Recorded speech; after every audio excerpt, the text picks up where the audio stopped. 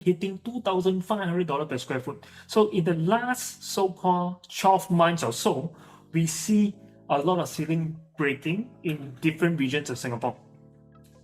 So even half of Lentor residences unit was sold on launch weekend, okay? And this happens on July, just last month. And many people are saying that, hey, yes, does it mean that property is starting to drop in price because Lentor Hill residences were launched at $2,080 per square foot. And this is lower than what Lentor Modern, right? So what I want to share with you here is that there is a mindset shift that 2080 right now is being benchmarked to Lentor Modern. So the question is, how high is too high? So Singapore private home prices slipped for the first time in 3 years, and this is an article just last month. Okay, but it may be too early to call market peak. So what happens here? We see that over here, stated by CBRE Tricia Song, mentioned that barring widespread retrenchment and a sustained recession, a significant price correction is not expected because of its low unsold inventory, okay, and a very healthy household balance sheet. In fact, CBRE also forecasts that price growth is around 3% for the entire 2023. So, further echoed by this Stack Homes, the editorial, okay, our favorite so-called reference as well, says that what's next with all these so-called price drop, all right, that we see in the first time since 3 years ago. So it says that it's also worth noting that in the year before COVID, expert analysts has claimed that there was a supply glut that would supposedly take years to clear. Okay, that's before COVID.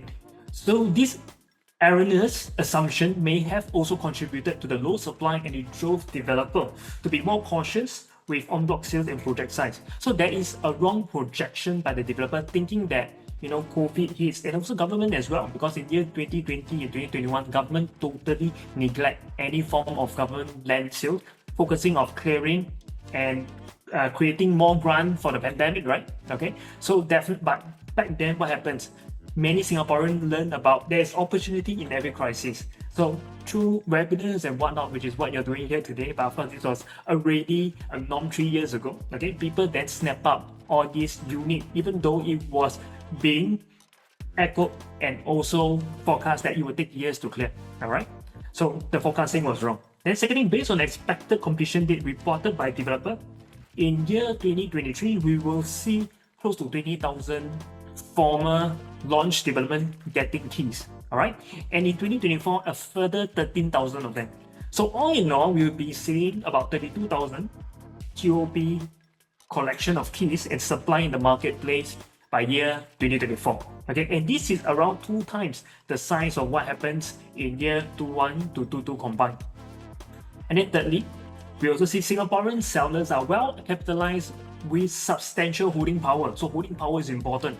All right, and fourth, what we see is also there are also cooling measures that government can flexibly so-called introduce if it needs to support the market. In fact, government will not kill its natural resources, so to speak, which is property. So diving into a chart here on the left axis, we see per square foot. At the bottom, we see March 2022 to May 2023, almost more than a year of timestamp. So to give you some sensing, in year 2022 March, we have Piccadilly Grand, one of the mixed-use development that is also integrated to Farrer Park MRT, were going about $2,150 per square foot, and people were saying that this integrated development is very high because their frame of reference is Pasir Ris 8, okay, and that was $2,000 per square foot in year 2021. And then further on, moving onwards, the same year, we see Amo residences hitting $2,100 to $2,200 per square foot in July 2022. And again, people think it's high for full-fledged residential in outside central region. And then we have the price ceiling hitting 2005 in September 2022, and that's in Lentor Modern, the integrated development in Lentor. And then Terra Hills that was launched, and this is the former Fling Park, which is at Pasir Panjang, launching by average price of $2,600 per square foot in one of the within the urban transformation zone of Greater Southern Waterfront. And then the Continuum that launched around May at $2,700 per square foot for a freehold in D15, followed by the Reserve Residences in D21 breaking the ceiling, hitting $2,500 per square foot. So in the last so-called 12 months or so, we see a lot of ceiling breaking in different regions of Singapore. So even half of Lentor residences unit was sold on launch weekend, okay, and this happens on July, just last month. And many people were saying that, hey, yes, does it mean that property is starting to drop in price because Lentor Hill residences were launched at $2,080 per square foot, and this is lower than what Lentor Modern, right? So what I want to share with you here is that there is a mindset shift that 2080 right now is being benchmarked to Lentor Modern. It's no longer benchmarked to Amor residence, where a full-fledged residential was previously at 2,001 per square foot at Ang Mo Kio. And people think it's cheap right now at $2,080 per square foot. Can you see that? So this is the thing about many buyers today, because most of them has imaginary numbers subconsciously on how much they should be buying given current market sentiment. What if I tell you that the imaginary number in 5-8 years down the road could be $6,000 per square foot? Just that right now we are putting a limit to how high it could go, because given our so-called maybe experiences and the historical data, maybe. Alright, so the thing here is that we shouldn't be putting some form of numbers at the top just because we have certain so-called threshold. Alright, so next, record government land sales released in 2023 to basically curb these high prices. That's what government did, the very following so-called intervention. So what do? Government supply private housing in 2023 is the highest in a decade and is released in the second half of 2023. So in this program, we see 9,250 units to be released for the whole of 2023. And with that, this will complement to the overall pipeline of 63,500, and this will basically create a resilience in demand. So these are the 12 government land sales lists that are currently right now open for tender, and some has already been awarded as well. Okay. And also under the reserve list, there are 4 of them. So total there are 16 of them all in all. So the question here is, with all these new government land sales, where do you think there is an oversupply? How many of you want to make a guess? Right? 2024, 2025. And if you want to make a guess, just type inside the chat box here, so I know that when you think there will be that oversupply that is going to hit the market given this land released by the government. Okay, let me look into the chat. How many of you are replying? Okay, anybody saying? Okay, Stella says, okay, wait, everybody says next year, 2024, 2025, Diana says, okay, and also Juwita says 2024. Alright, okay, so everybody is thinking 2024, 2025, mostly thinking is 2024. Okay, great, fantastic. So we have more 2024 than 2025. Alright, so we'll uncover that with you shortly with more factors and reasons why so, and which year.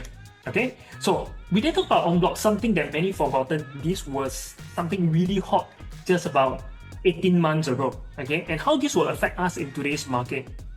So some example flashing back, large developments such as the Continuum was previously being on block for $1,488 per square foot per plot ratio, and it was sold for $2,732 per square foot, and this is 100% higher than its land cost. Can you see the premium has been passed on to the consumer?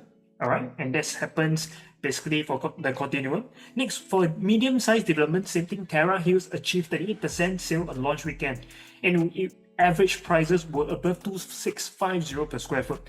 And going back to its land cost, again, it's $1,318 per square foot, and that again is 100% higher than its land cost. And then moving forward for a small development like One Draycott as well, the land cost is $1,787 per square foot per plot ratio, and its sales price range is between 2.5 to 3.7.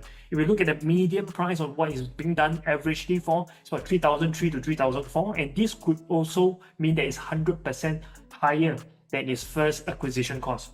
So we also have the Maxwell house that was launched over the weekend, and we only see 7 units sold at an average price of 3,003 per square foot. It seems like the threshold is 3,003 right now, isn't it? Okay, so with that, we then go into some data in terms of econs that we're going to share with you here. So what we have is, looking at this particular bar, we see 2017 and 2018, we see a heavy supply of the previous Enbloc cycle that happens in 2015, 2016.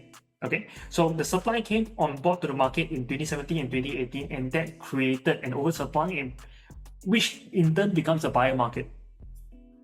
And then in year 2020, where there were no more supply, but the absorption rate by the consumer were very high, we then see that it becomes a seller market because inventory was low. This then shows that in year 2023 and 2024, we will then have that TOP product that we've based on future completion that you learned just now. It's about 32,000 that will be completing and collecting keys in the next 2 years. And what does this mean? Former new homes in 2018 and 2021 will TOP then. And this will close up the price gap between resale and new home prices. Okay? And many people are saying that 70% is so high. Why is it so? Because the former so-called launches has not become a resale or subsale unit. That's why the benchmark or comparison was still based on the former new homes before 2018 and 2019, right? So moving ahead, focusing on 2017 and 2018 based on the replenishment, we saw the replenishment actually brings up the market all the way up to 2019, even going against the odds when cooling measures were introduced in year 2018. This went up furthermore before it starts going down because the take-up rate to the supply in the market has hit certain equilibrium, and there were more supply than demand. All right, but eventually it still went up. How is that? How did that happen? Which we will share with you later, based on the slides that we'll be giving you some frame of reference.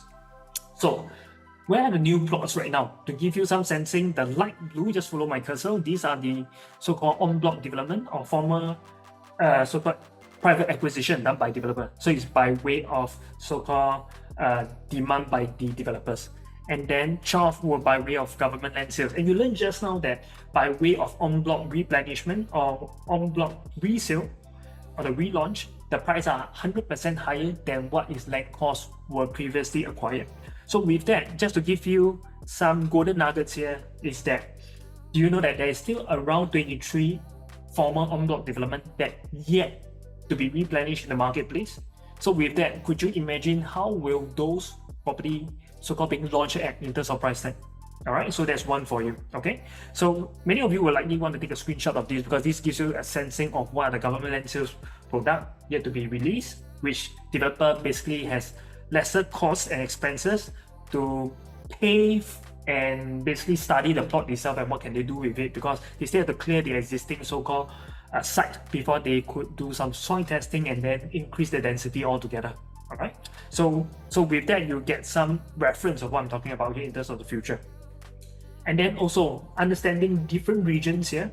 In the orange color, we have the core central region, and what I'm showcasing here is the highest price acquired based on either government land sales or if not by way of en bloc. So in the CCR, we have Skywaters Residences, the former AXA Tower, and the land was acquired back in 2015 by Perennial-led consortium, and of course Alibaba Group came in and bought 50% of its share as well. So back then it was acquired at 1735 per square foot per plot ratio. So you can imagine what's the future sale price going to look like, 2004. And then next, of course, before going further, I just want to share, they have a 30% free GFA because of the CBD incentive scheme as well. So that could literally drop it a little lower. Okay, but given what TMW has launched for today, I think the price shouldn't be too far off from that too. So next, we then look at the rest of Central Region area, and we have Mayor Park that was en bloc for $1,668 per square foot, and this was done by UOL back in February this year. And the future price, given 100% in terms of higher relaunch price, this is likely going to hit about 3,002 to 3,003 per square foot. And then also the Bukit Timah Link in OCR is 1,343 per square foot. And this is an integrated development that is directly linked to Beauty World. And likely the price, if you look at this per square foot, is going to launch about 2006 or even 2007. And this is not too far off from what the reserves has been doing at about 2004 during the day of launch.